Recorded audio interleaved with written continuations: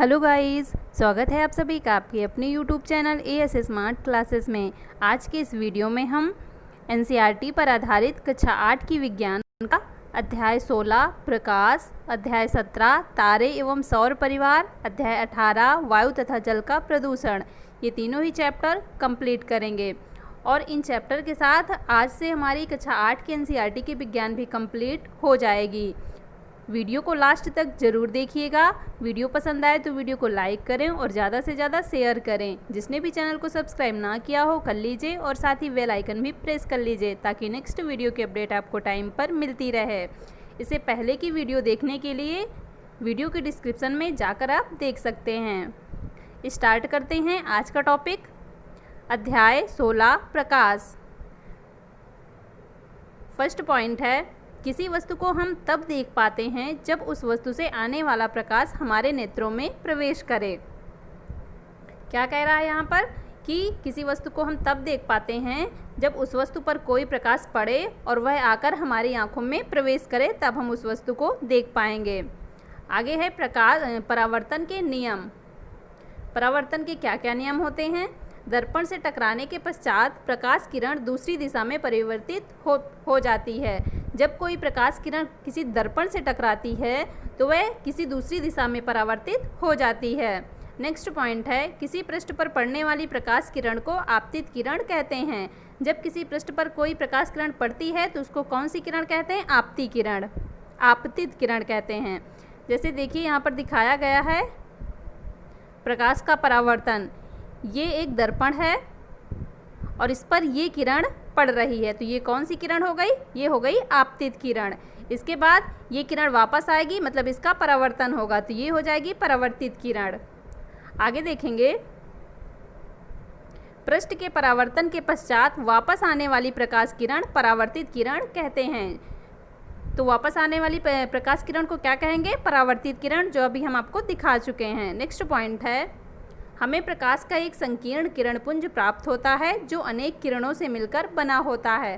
प्रकाश का जो एक संकीर्ण किरणपुंज प्राप्त होता है वह अनेक किरणों से मिलकर बना होता है। इसे सामान्य भाषा में किरण भी कह सकते हैं। नेक्स्ट पॉइंट है, दर्पण को निरूपित करने वाली रेखा जिस बिंदु पर आपतित किरण दर्पण से टकराती है उस पर दर्पण से 90 डिग्री का कोण बनाती है। ये रेखा परावर्तक सतह के उस बिंदु पर अभिलंब कहलाती है। जैसे अभिलंब यहाँ पे दिखाते हैं, कौन सा है? ये जो है, ये क्या है? ये होता है अभिलंब। नेक्स्ट पॉइंट देखेंगे, आपतित किरण तथा अभिलंब के बीच का कोण आपतन कोण, कोण आई कहते हैं। आपतित किरण और अभिलंब के बीच जो कोण बनता है उसको आपतन कोण, कोण आई कहते हैं। जैसे यहाँ पर देखते हैं कि ये आपतित किरण थी और ये अभिलंब है, तो अभिलंब और आपतित किरण के बीच ये जो कोण बन रहा है ये क्या हो जाएगा? कोण आई। और परावर्तित किरण और अभिलंब के बीच जो कोण बन रहा है इसी को कहेंगे कोण आर। आगे देखेंगे, परावर्तित किरण तथा अभिलंब के बीच के कोण को परावर्तन कोण, कोण आर कहलाता है। तो ये भी हम आपको बता चुके कि कोण आर कौन सा है और कोण आई कौन सा है। नेक्स्ट पॉइंट है, आपतन कोण सदैव परावर्तन कोण के बराबर होता है, इसे परावर्तन का नियम कहते हैं। क्या होता है कि जो कोण आई है और कोण आर हैं ये दोनों ही सदैव बराबर होते हैं, इसी को क्या कहते हैं? परावर्तन का नियम कहते हैं। नेक्स्ट पॉइंट है, आपतित किरण, परावर्तित किरण तथा आपतन बिंदु पर अभिलंब तीनों एक ही तल में स्थित होते हैं।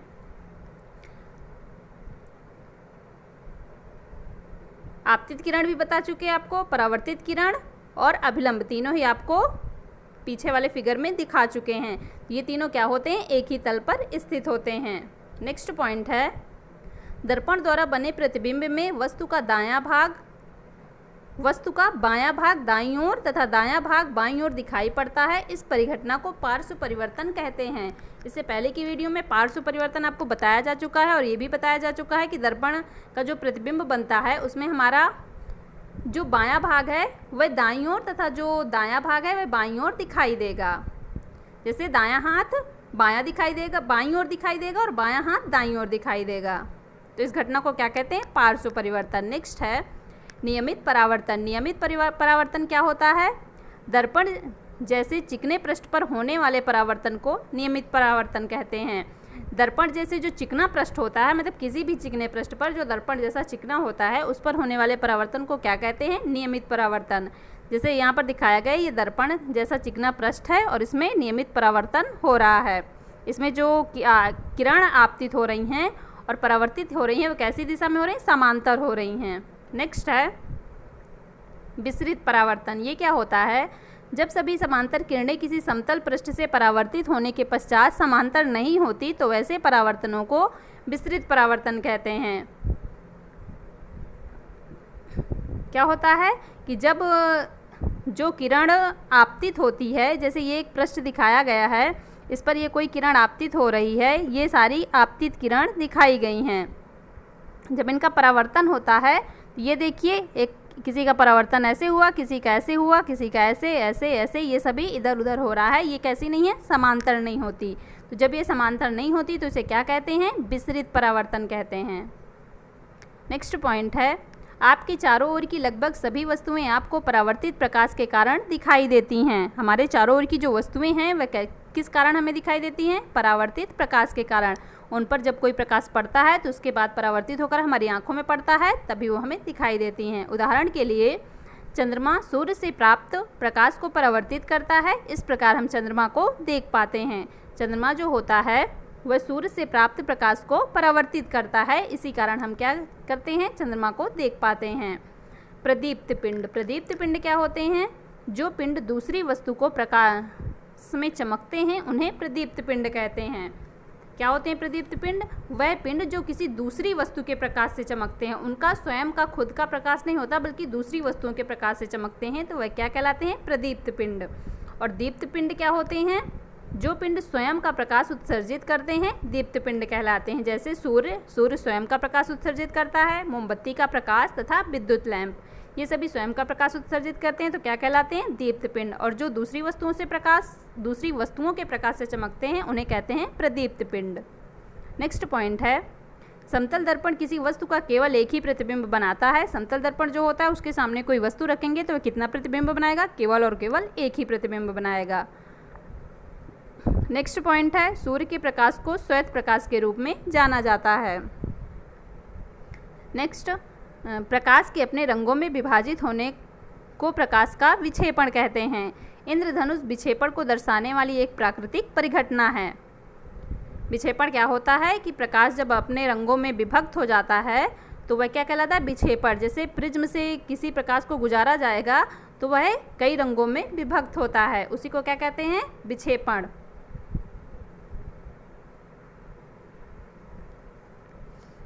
इंद्रधनुष जो घटना होती है, इंद्रधनुष का बनना, वह क्या होता है? विक्षेपण को दर्शाने वाली एक प्राकृतिक परिघटना होती है। नेक्स्ट है, हमारे नेत्रों की संरचना। देखेंगे हमारे नेत्रों की संरचना कैसी होती है। हमारे आँख के महत्वपूर्ण भाग हैं, कौन कौन से हैं? कार्निया, परितारिका, पुतली, लेंस, दृष्टिपटल तथा दृक तंत्रिकाएं। ये क्या होते हैं? हमारे आँख के महत्वपूर्ण भाग होते हैं। नेक्स्ट है, आँख में सफ़ेद भाग होता है, इसके पारदर्शी अग्रभाग को कार्निया कहते हैं। आँख में एक सफ़ेद भाग होता है और उसके पारदर्शी अग्रभाग जो होता है उसको क्या कहते हैं? कार्निया। कार्निया के पीछे गहरे रंग की पेशियों की संरचना होती है जिसे परितारिका कहते हैं। परितारिका एक छोटा द्वार होता है जिसे पुतली कहते हैं। अब इस चित्र में देखते हैं कहाँ पे क्या होता है। ये देखिए, ये आँख की संरचना दिखाई गई है यहाँ पे। तो ये यहाँ पे क्या है? यह है प्रकाशिक तंत्रिका और ये यहाँ पे कार्निया। ये जो गोल गोल है बीच में, ये क्या होता है? ये होता है लेंस। परितारिका क्या होता है? ये जो ब्लू कलर का दिख रहा है, ये क्या होता है? गहरे रंग का परितारिका। और परितारिका के इस कोने में जो है ये होती है पश्चाभ पेशी। तो ये क्या है? यह है आँख की संरचना और ये जो अंदर वाली लाइन है इसको क्या कहते हैं? रेटिना। आगे देखेंगे तो कार्निया हो गया, परितारिका हो गया और पुतली हो गई। अब नेक्स्ट देखेंगे, पुतली के आकार को परितारिका नियंत्रित करती है। पुतली का जो आकार होता है उसको कौन नियंत्रित करता है? परितारिका नियंत्रित करती है। परितारिका यहाँ पे आपको दिखाया गया कि गहरे रंग की होती है। नेक्स्ट है, परितारिका आँख का वह भाग होता है जिससे आँख का रंग निर्धारित होता है। तो आँख का रंग किससे निर्धारित होता है? परितारिका से। परितारिका नेत्र में प्रवेश करने वाले प्रकाश की मात्रा को नियंत्रित करती है। पुतली के पीछे एक लेंस होता है जो बीच में मोटा तथा किनारों पर अपेक्षाकृत पतला होता है। यही लेंस आँख द्वारा देखी जाने वाली वस्तु का जो प्रतिबिंब है वह कहाँ पर बनाता है? दृष्टिपटल पर। दृष्टिपटल अनेक तंत्रिका कोशिकाओं का बना होता है जिनके द्वारा अनुभव की गई संवेदनाओं को दृक तंत्रिकाओं द्वारा मस्तिष्क तक पहुँचा दिया जाता है। किसके द्वारा मस्तिष्क तक पहुँचाया जाता है? दृक तंत्रिकाओं द्वारा। नेक्स्ट पॉइंट है, तंत्रिका कोशिकाएं दो प्रकार की होती हैं। कौन कौन सी? शंकु और शलाकाएं। आगे देखेंगे शंकु क्या होती हैं।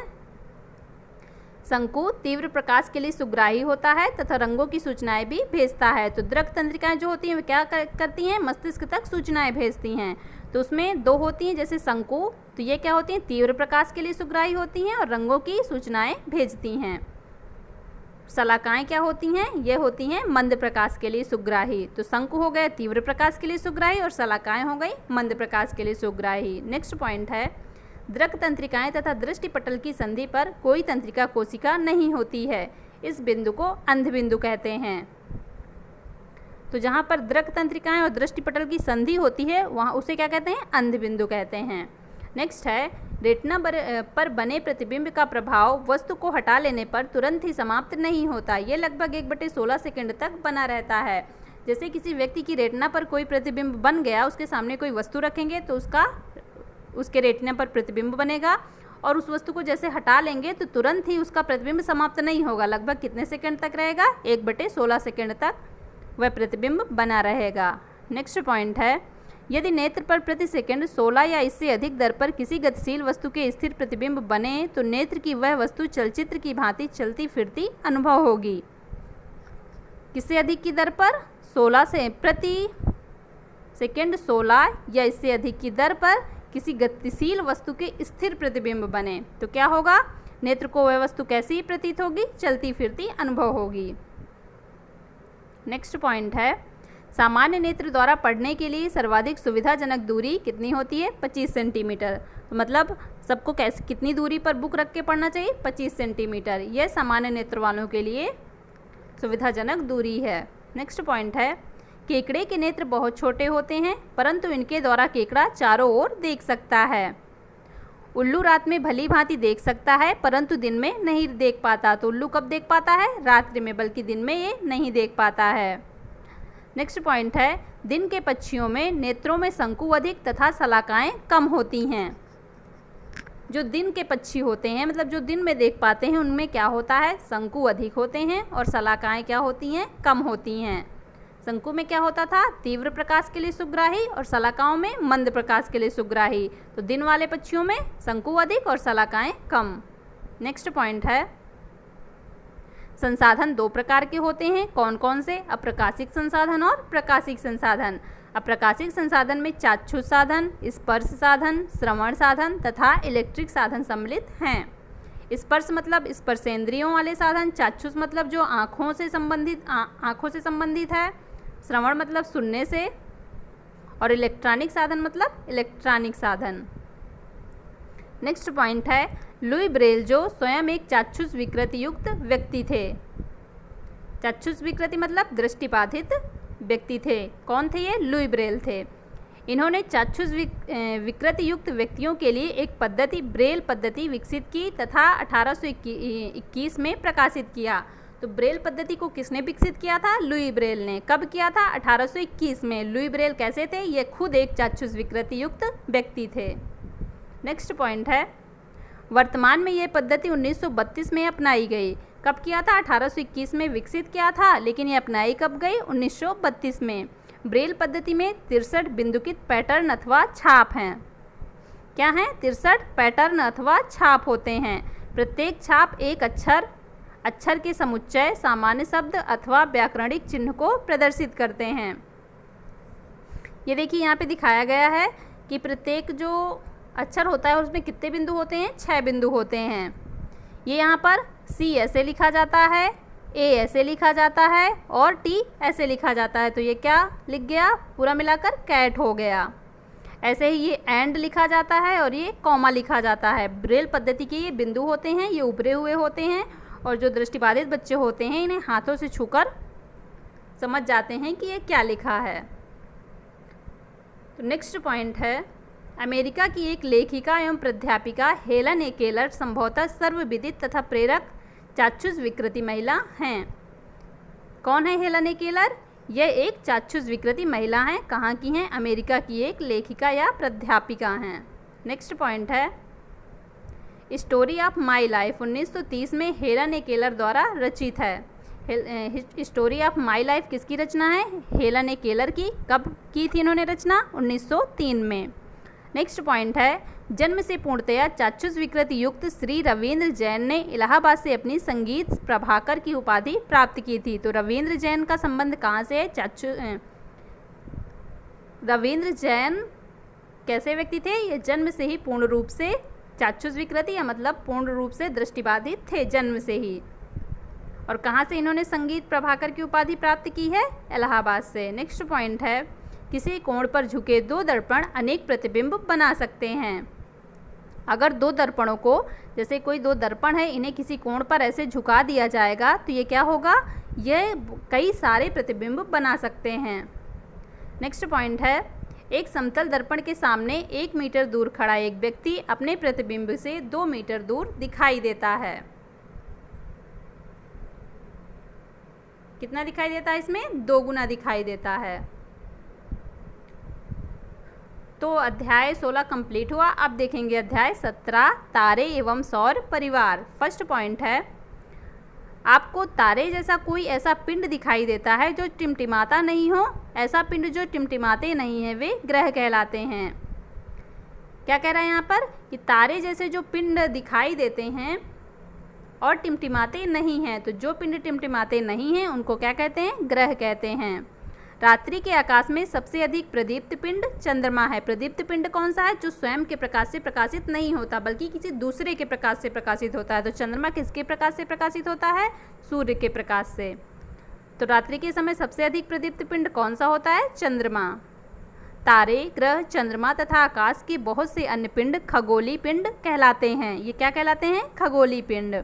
ऐसा दिन जब चंद्रमा की पूर्ण चक्रिका दिखाई देती है तो उसको पूर्णिमा कहते हैं। मतलब जब पूरा चंद्रमा गोल दिखाई देता है, पूरा चंद्रमा होता है, तो उस दिन को क्या कहते हैं? पूर्णिमा कहते हैं। नेक्स्ट पॉइंट है, प्रत्येक रात्रि को चंद्रमा का चमकीला भाग घटता चला जाता है। तो जब चंद्रमा का पूरा भाग दिखाई देता है तो उसे पूर्णिमा कहते हैं। उसके बाद प्रत्येक दिन क्या होता है कि चंद्रमा का जो भाग है वह धीरे धीरे घटता चला जाता है। 15वें दिन चंद्रमा दिखाई नहीं पड़ता, इस दिन को अमावस्या कहते हैं। तो 15वें दिन फिर क्या होता है कि चंद्रमा बिल्कुल भी दिखाई नहीं पड़ता, एकदम पतला सा रह जाता है, तो उसको क्या कहते हैं? अमावस्या। अमावस्या के बाद फिर धीरे धीरे बढ़ना स्टार्ट होता है। उसके बाद फिर पूरा 15वें दिन पूरा गोल सा भाग दिखाई देता है और फिर क्या होता है? पूर्णिमा।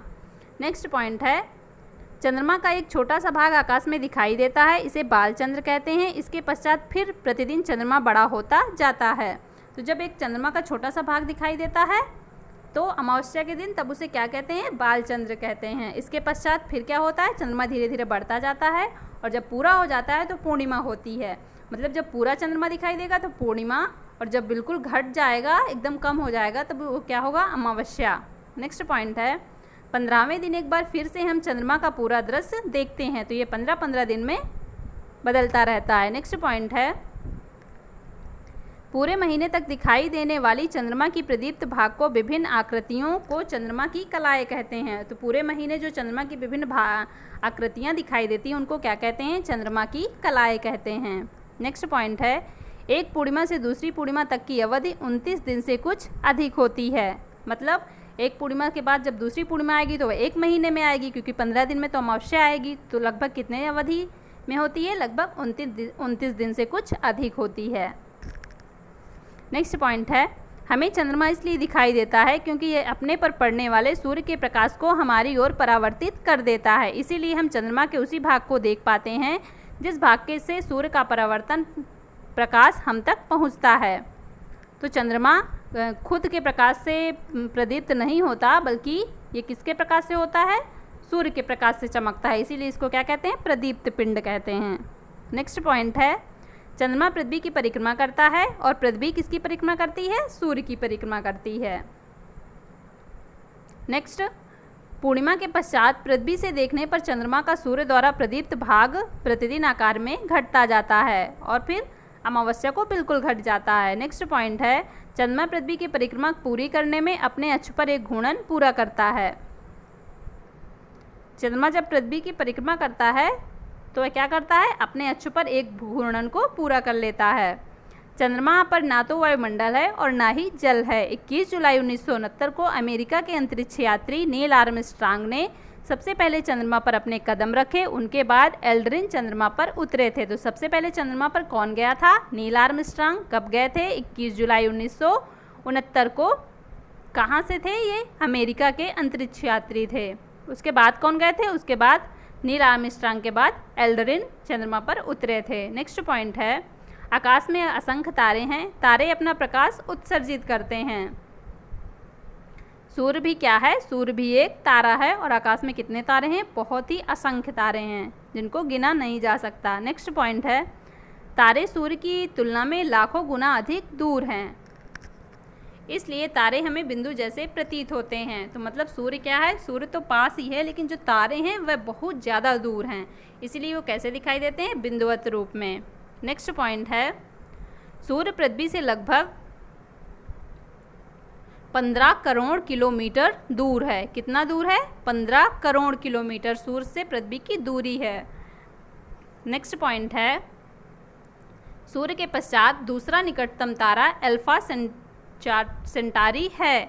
इसकी दूरी पृथ्वी से लगभग कितनी है, इसको आप लोग पढ़िए और कमेंट करके बताइए कि ये कितना लिखा है, किलोमीटर है। ये आप लोगों का वर्क है, आप लोग इसे पढ़कर कमेंट करके बताएंगे कि ये कितना लिखा है।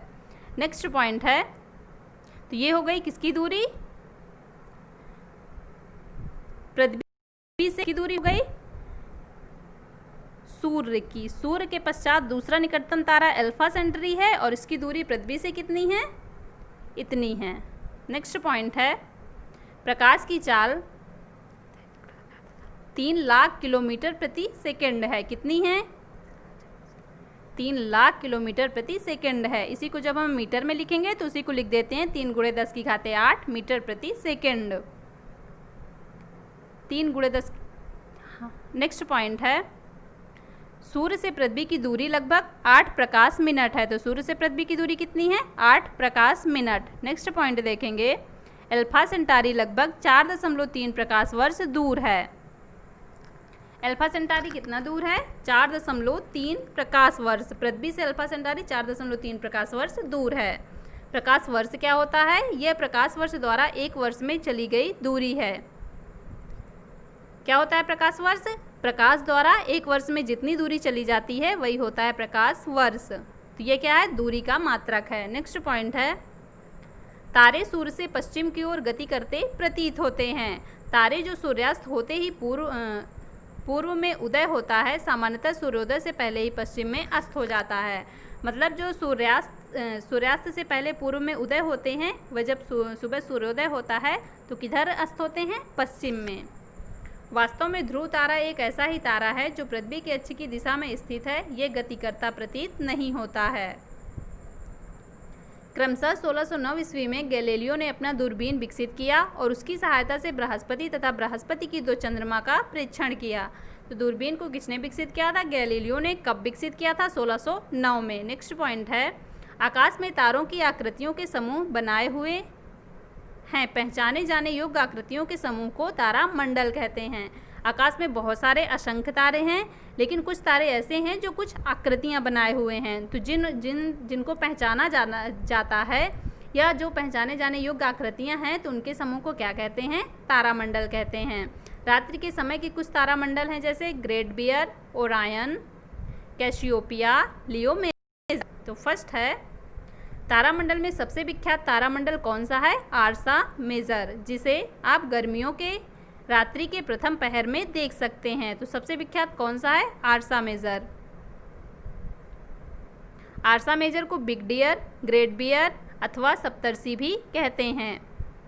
क्या क्या कहते हैं इसे, बिग डियर कहते हैं, ग्रेट बियर कहते हैं और सप्तर्षि भी कहते हैं। इस तारामंडल में 7 सुस्पष्ट तारे होते हैं। ये प्रश्न चिन्ह जैसा प्रतीत होता है। ओरायन एक अन्य विख्यात तारामंडल है जिसे हम सर्दियों की मध्य रात्रि में देखते हैं। तो देखिए ये यहाँ पर दिखाया गया है ऑर्सा मेजर, ये इस तरह का होता है ऑर्सा मेजर। इसको बिग डियर, ग्रेट बियर और सप्तर्षि भी कहते हैं। ये किस तरह का होता है? प्रश्न चिन्ह की तरह प्रतीत होता है। दूसरा है ओरायन। ओरायन एक अन्य विख्यात तारा है जिसे हम सर्दियों में मध्य रात्रि में देख सकते हैं। यह आकाश में सर्वाधिक भव्य तारामंडलों में गिना जाता है। ओरायन जो होता है ये सबसे भव्य तारामंडलों में गिना जाता है। इसमें भी 7 अथवा 8 चमकीले तारे होते हैं। इसके 3 मध्य तारे शिकारी बेल्ट को निरूपित करते हैं। तारे चमकीले तारे चतुर्भुज के रूप में व्यवस्थित दिखाई देते हैं। आकाश में सबसे अधिक चमकीला तारा सीरियस, लुब्धक, ओरायन के निकट दिखाई देता है। तो ये कुछ और तारे हो गए। अब आगे देखेंगे। उत्तरी आकाश में एक अन्य प्रमुख तारामंडल कैसियोपिया है। यह सर्दियों में रात्रि के प्रथम पहर में दिखाई देता है। यह अंग्रेजी के डब्लू तथा यम के बिगड़े रूप जैसा प्रतीत होता है। ये देखिए कैसियोपिया यहाँ पे दिखाया गया है। ये डब्लू कह सकते हैं, इसे यम कह सकते हैं। ये कुछ डब्लू एम का बिगड़ा हुआ रूप जैसा दिखाई देता है। तो ये कौन सा तारा हो गया? कैसियोपिया। नेक्स्ट पॉइंट है सूर्य तथा इसकी परिक्रमा करने वाले खगोलीय पिंडों से मिलकर सौर परिवार बना है। इस परिवार में बहुत से पिंड हैं जैसे ग्रह, धूमकेतु, क्षुद्रग्रह, उल्काएं। तो ये सभी हम आगे देखेंगे। नेक्स्ट पॉइंट है सूर्य तथा इन पिंडों के बीच गुरुत्वाकर्षण बल के कारण ये पिंड सूर्य की परिक्रमा करते हैं। तो सूर्य की जो पिंड परिक्रमा करते हैं वे किस कारण से करते हैं? गुरुत्वाकर्षण बल के कारण से करते हैं। नेक्स्ट पॉइंट है पृथ्वी भी सूर्य की परिक्रमा करती है। यह सौर परिवार का एक सदस्य और एक ग्रह है। 7 ग्रह हैं और जो सूर्य की परिक्रमा करते रहते हैं। क्या कह रहा है यहाँ पर कि पृथ्वी भी है, पृथ्वी जो है वह भी क्या है? एक ग्रह है। और ये किसकी परिक्रमा करती है? सूर्य की परिक्रमा करती है। इसके अलावा भी 7 और ग्रह हैं जो सूर्य की परिक्रमा करते हैं। ये सभी क्या हैं? सौर परिवार के एक सदस्य हैं और उनके ग्रह भी हैं। नेक्स्ट पॉइंट है सूर्य से दूरी के अनुसार ग्रहों का क्रम निम्न है। अब जैसे ये सूर्य है तो इससे दूरी के अनुसार विभिन्न जो ग्रह हैं तो उनका क्रम कैसे है? तो जैसे सबसे पास है कौन सा है? बुध है। तो ये जैसे बुध हो गया, उसके बाद शुक्र हो गया, उसके बाद पृथ्वी हो गई, उसके बाद मंगल हो गया, उसके बाद बृहस्पति हो गई, उसके बाद शनि, उसके बाद यूरेनस, उसके बाद नेपच्यून। तो सूर्य के सबसे निकटतम ग्रह कौन सा हो गया? बुध। और सबसे दूरस्थ ग्रह कौन सा हो गया? नेपच्यून। नेपच्यून को हिंदी में वरुण कहते हैं और यूरेनस को अरुण कहते हैं। नेक्स्ट पॉइंट है सन 2006 तक सौर परिवार में 9 ग्रह थे। प्लूटो सौर परिवार का सूर्य से दूरतम ग्रह था। प्लूटो अब सौर परिवार का ग्रह नहीं है। 2006 तक कितने ग्रह थे? 9 ग्रह थे। अब कितने बचे हैं? अब यह केवल 8 ग्रह बचे हैं। 2006 से प्लूटो को ग्रह की श्रेणी से निकाल दिया गया है। तो अब यह ग्रह नहीं माना जाता। नेक्स्ट पॉइंट है वास्तव में सभी ग्रहों की ऊष्मा तथा प्रकाश का प्रमुख स्रोत सूर्य ही है। क्या है? सूर्य है। ग्रह तारों की भांति प्रतीत होते हैं परंतु ग्रहों में अपना प्रकाश नहीं होता है। ग्रह जो होते हैं उनमें क्या होता है? अपना खुद का प्रकाश उनमें नहीं होता है। किसके द्वारा प्रकाशित होते हैं? सूर्य के द्वारा। नेक्स्ट पॉइंट है किसी भी ग्रह द्वारा सूर्य की परिक्रमा पूरी करने में लगे समय को उस ग्रह का परिक्रमण काल कहते हैं। जैसे सूर्य के ये सूर्य है और इसके पास ये बुध है, तो यह सूर्य की परिक्रमा पूरी करने में जितना समय लेगा तो उसको क्या कहेंगे? बुध का परिक्रमण काल। ऐसे ही सारे ग्रहों को होगा, जिस ग्रह को जितना समय लगेगा उसे उसका परिक्रमण काल कहेंगे। तो सबसे कम परिक्रमण काल किसका होगा? बुध का, क्योंकि बुध पास होता है। और सबसे दूर कौन सा होता है? वरुण। तो सबसे ज़्यादा परिक्रमण काल होगा वरुण का। नेक्स्ट पॉइंट है सूर्य की परिक्रमा करने के साथ साथ ग्रह लट्टू की भांति अपने अक्ष पर घूर्णन गति भी करते हैं। ये जो ग्रह हैं ये सूर्य की परिक्रमा तो करते ही हैं और साथ साथ अपने ग्रह में भी घूर्णन गति गोल गोल मतलब गति करते हैं। नेक्स्ट पॉइंट है किसी ग्रह द्वारा एक घूर्णन पूरा करने में लगने वाले समय को उसका घूर्णन काल कहते हैं। सूर्य का परिक्रमा करने में लगने वाले समय को परिक्रमण काल कहते हैं और अपना खुद का घूर्णन पूरा करने में लगे समय को घूर्णन काल कहते हैं। नेक्स्ट पॉइंट है किसी खगोलीय पिंड की परिक्रमा करने वाले अन्य खगोलीय पिंड को पहले खगोलीय पिंड का उपग्रह कहते हैं। जैसे सूर्य जैसे जो पृथ्वी है वह सूर्य की परिक्रमा करता है और पृथ्वी की परिक्रमा चंद्रमा करता है। तो चंद्रमा क्या हुआ, वह एक उपग्रह हुआ, क्योंकि चंद्रमा ग्रह की परिक्रमा कर रहा है और पृथ्वी जो है वह एक ग्रह है। नेक्स्ट पॉइंट है, पृथ्वी को सूर्य का उपग्रह कहा जाता है।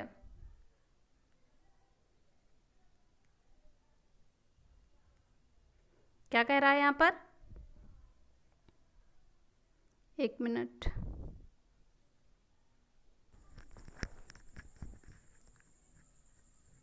यहाँ पर होगा कि चंद्रमा को पृथ्वी का उपग्रह कहा जाता है। तो पृथ्वी का एकमात्र उपग्रह है और वह कौन सा है, चंद्रमा है, क्योंकि चंद्रमा पृथ्वी की परिक्रमा करता है। नेक्स्ट पॉइंट है, तो ये पॉइंट रॉन्ग है, इसे काट दीजिए। नेक्स्ट पॉइंट है, मानव निर्मित उपग्रह पृथ्वी की परिक्रमा कर रहे हैं, इन्हें कृत्रिम उपग्रह कहते हैं।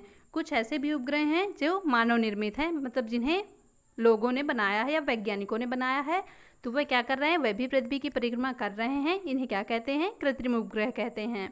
अब देखते हैं कुछ उपग्रह, जैसे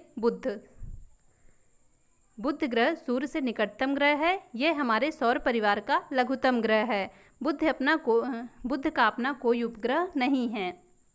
बुध क्या है, ये सूर्य का सबसे निकटतम ग्रह होता है और यह सबसे छोटा ग्रह भी होता है और इसका अपना कोई भी उपग्रह नहीं होता है। नेक्स्ट पॉइंट है, शुक्र पृथ्वी का निकटतम पड़ोसी है, रात्रि के आकाश में यह सबसे अधिक चमकीला ग्रह है। शुक्र का अपना कोई उपग्रह नहीं है। यह पूर्व से पश्चिम की ओर घूर्णन करता है, जबकि पृथ्वी पश्चिम से पूरब की ओर घूर्णन करती है। तो ये क्या है, यह है शुक्र है, जो कैसे घूर्णन करता है, पूरब से पश्चिम की ओर घूर्णन करता है। और ये किसका निकटतम ग्रह है, पृथ्वी का निकटतम ग्रह है और इसको सबसे अधिक चमकीला ग्रह भी कहते हैं, इसका भी कोई उपग्रह नहीं होता है। नेक्स्ट पॉइंट देखेंगे, पृथ्वी क्या है, पृथ्वी ही सौर परिवार का एकमात्र ग्रह है जिस पर जीवन का अस्तित्व ज्ञात है। मतलब पृथ्वी ही एक ऐसा ग्रह होता है जिस पर जीवन पाया जाता है। पृथ्वी के पृष्ठ पर जल तथा भूमि से प्रकाश का परावर्तन होने के कारण वह नीली हरी प्रतीत होती है। कैसी प्रतीत होती है पृथ्वी, नीली हरी। पृथ्वी का केवल एक ही उपग्रह है, कौन सा, चंद्रमा, अभी ऊपर आपको बताया गया। नेक्स्ट पॉइंट है, मंगल ग्रह जो पृथ्वी की कक्षा के बाहर का पहला ग्रह है। कैसा ग्रह है, पृथ्वी की कक्षा के बाहर का। बताएंगे आगे कि आंतरिक ग्रह कौन से होते हैं और बाह्य ग्रह कौन से होते हैं। तो पृथ्वी के कक्षा के बाहर का जो पहला ग्रह है वह है मंगल। यह हल्का रक्ताभ प्रतीत होता है, मतलब रेड सा, इसलिए इस ग्रह को लाल ग्रह भी कहते हैं। मंगल के दो छोटे प्राकृतिक उपग्रह हैं, कौन कौन से, फोबोस और डिमोस। तो मंगल के दो उपग्रह होते हैं, फोबोस और डिमोस, जबकि बुध और शुक्र का कोई उपग्रह नहीं होता। पृथ्वी का एक उपग्रह है, चंद्रमा। नेक्स्ट पॉइंट है, बृहस्पति सौर परिवार का सबसे बड़ा ग्रह है। बृहस्पति क्या है, सौर परिवार के जो 8 ग्रह हैं उनमें सबसे बड़ा ग्रह बृहस्पति है। ये इतना बड़ा है कि लगभग 1300 पृथ्वियाँ इस विशाल ग्रह के भीतर रखी जा सकती हैं। बृहस्पति का द्रव्यमान पृथ्वी के द्रव्यमान का लगभग 318 गुना है। कितना गुना है, 318 गुना। ये बहुत ही बड़ा है। पृथ्वी का कितनी पृथ्वियाँ इसमें आ सकती हैं, लगभग 1300 पृथ्वियाँ। नेक्स्ट देखेंगे शनि के बारे में देखेंगे। शनि ग्रह बृहस्पति से परे शनि है, बृहस्पति के बाद जो है वह शनि है, मतलब बृहस्पति से छोटा और सभी ग्रहों से बड़ा कौन सा ग्रह है, शनि, जो रंग में पीला सा प्रतीत होता है। कौन सा रंग है इसका, पीला सा यह प्रतीत होता है। शनि के बहुत से प्राकृतिक उपग्रह हैं, इसका घनत्व जल के घनत्व से भी कम है। इसके कितने उपग्रह हैं, इसके बहुत से प्राकृतिक उपग्रह हैं। नेक्स्ट है यूरेनस तथा नेपच्यून। ये सौर परिवार के 12वें ग्रह हैं। शुक्र की भांति यूरेनस भी पूर्व से पश्चिम दिशा में घूर्णन करता है। मतलब जो 8 ग्रह हैं ये सभी किस दिशा में घूर्णन करते हैं, पश्चिम से पूरब। लेकिन शुक्र और यूरेनस जो होते हैं ये 2 ग्रह हैं, ये पूरब से पश्चिम दिशा में घूर्णन करते हैं। मतलब ये 2 ग्रह विपरीत दिशा में करते हैं, बाकी सभी पश्चिम से पूरब करते हैं। नेक्स्ट है सौर परिवार के प्रथम 4 ग्रह कौन कौन से, बुध, शुक्र, पृथ्वी तथा मंगल। ये पहले जो दूरी के हिसाब से है, तो प्रथम 4 ग्रह जो हैं वह अन्य 4 ग्रहों की तुलना में सूर्य के अत्यधिक निकट हैं, इसलिए इन्हें क्या कहते हैं, आंतरिक ग्रह कहते हैं। कौन कौन से आंतरिक ग्रह हो गए, बुध, शुक्र, पृथ्वी तथा मंगल। नेक्स्ट पॉइंट है, वे ग्रह जो मंगल की कक्षा से बाहर, जैसे बृहस्पति, शनि, यूरेनस तथा नेपच्यून। कितने ग्रह हैं, 8 ग्रह। तो प्रथम जो 4 हैं मतलब सूर्य से दूरी के हिसाब से जो पहले 4 हैं वह हो गए आंतरिक ग्रह, और जो बाद के 4 हैं वह हो गए बाह्य ग्रह। तो बाद के 4 कौन कौन से? बृहस्पति, शनि, यूरेनस को अरुण कहते हैं और नेपच्यून को वरुण कहते हैं। तो ये आंतरिक ग्रहों की तुलना में कहीं अधिक दूर हैं, इसलिए इन्हें क्या कहते हैं? बाह्य ग्रह कहते हैं। नेक्स्ट पॉइंट है, मंगल तथा बृहस्पति के कक्षा के बीच अंतराल है, इसमें बहुत सारे ऐसे पिंडों ने घेरे रखा है जो सूर्य की परिक्रमा करते हैं, इन्हें क्या कहते हैं? क्षुद्र ग्रह। मतलब मंगल ग्रह जो है और बृहस्पति ग्रह जो है, जैसे ये देखिए, ये है बृहस्पति ग्रह और ये यहाँ पर है मंगल ग्रह। तो इन दोनों के बीच की ये जो कक्षा है, इसमें क्या है? काफ़ी सारी जगह है जिसमें कई सारे छोटे छोटे पिंड हैं जो सूर्य की परिक्रमा करते रहते हैं। तो इन्हें क्या कहते हैं? इन्हें कहते हैं क्षुद्र ग्रह। तो क्षुद्र ग्रह किसके किसके बीच में होते हैं? मंगल और बृहस्पति ग्रह के बीच में। नेक्स्ट पॉइंट है, धूमकेतु भी हमारे सौर परिवार का एक सदस्य है। ये अत्यंत पर्वतीय कक्षाओं में सूर्य की परिक्रमा करते रहते हैं। क्या है ये? धूमकेतु। हैली नामक धूमकेतु एक ऐसा धूमकेतु है जो 76 वर्ष के अंतराल में दिखाई देता है। इसे सन 1986 में पिछली बार देखा गया था। तो पिछली बार सन 1986 में देखा गया था, तो अब ये कितने वर्ष बाद दिखाई देगा? 76 वर्ष बाद। नेक्स्ट पॉइंट देखेंगे, रात्रि के समय आकाश साफ हो तथा चंद्रमा भी दिखाई ना दे रहा हो तो आकाश में एक चमकीली धारी सी देख सकते हैं।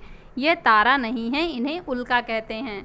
मतलब जैसे अगर रात्रि के समय आकाश साफ है तो कभी कभी देखिए तो चमकीली धारी सी दिखाई देती है, तो उनको क्या कहते हैं? उनको उल्का कहते हैं। वो तारे नहीं होते बल्कि उल्का होते हैं।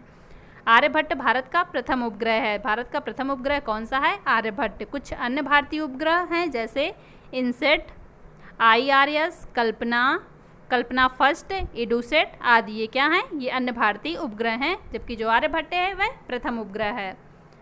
तो अध्याय 17 कंप्लीट हुआ। अब देखेंगे अध्याय 18, वायु तथा जल का प्रदूषण। फर्स्ट पॉइंट है, जो पदार्थ वायु को संदूषित करते हैं उन्हें कहते हैं वायु प्रदूषण। मतलब वायु को प्रदूषित करते हैं उनको कहते हैं हम वायु प्रदूषण। वायु प्रदूषण के स्रोत कौन कौन से हैं? ज्वालामुखी का फटना, वनों में लगने वाली आग से उठा धुआं अथवा धूल, विभिन्न फैक्ट्री, विद्युत संयंत्र, स्वचालित वाहन, जलावन लकड़ी तथा उपलों के जलने से निकला हुआ धुआं हो सकता है। तो ये सभी क्या हो सकते हैं? वायु प्रदूषण के स्रोत हो सकते हैं। नेक्स्ट पॉइंट है, वाहन अधिक मात्रा में carbon monoxide, carbon dioxide, nitrogen oxide तथा धुआं उत्पन्न करते हैं। जो मोटर गाड़ी वाहन होते हैं ये क्या क्या उत्पन्न करते हैं? Carbon monoxide, carbon dioxide, nitrogen oxide तथा धुआं ये अधिक मात्रा में उत्पन्न करते हैं, जो क्या होता है? हानिकारक होता है और वायु को प्रदूषित करता है। नेक्स्ट पॉइंट है, कार्बन मोनोऑक्साइड रुधिर में ऑक्सीजन वाहक क्षमता को घटा देती है। कार्बन मोनोऑक्साइड जो होती है तो रुधिर में ऑक्सीजन वाहक की क्षमता को घटा देती है। तो क्या है? ये हानिकारक है। कोयला तथा ईंधन के दहन से सल्फर डाइऑक्साइड गैस उत्पन्न होती है। जब कोयला और ईंधन का दहन किया जाता है तो कौन सी गैस उत्पन्न होती है? Sulphur dioxide. नेक्स्ट पॉइंट है, पौधा घर प्रभाव या इसी को कहते हैं ग्रीन हाउस इफेक्ट। क्या होता है ये? सूर्य की ऊष्मा पौधा घर में प्रवेश तो कर जाती है पर इससे बाहर नहीं निकल पाती है। तो पौधा घर प्रभाव क्या होता है कि ये ऐसा बनाया जाता है जिसमें सूर्य की ऊष्मा अंदर तो चली जाती है लेकिन बाहर नहीं निकल पाती है। ये रुकी हुई ऊष्मा पौधा घर को गर्म करती है। जो पौधा घर बनाए जाते हैं तो ये जो ऊष्मा उसमें रुक जाती है ये पौधा घर को गर्म करती है। और क्या करती है? पृथ्वी के वायुमंडल द्वारा रोके गए विकिरण यही कार्य करते हैं। यही कारण है कि उसे पौधा घर प्रभाव कहते हैं। पृथ्वी के वायुमंडल द्वारा जो विकिरण रोके जाते हैं वो भी यही कार्य करते हैं जो पौधा घर प्रभाव में किया जाता है।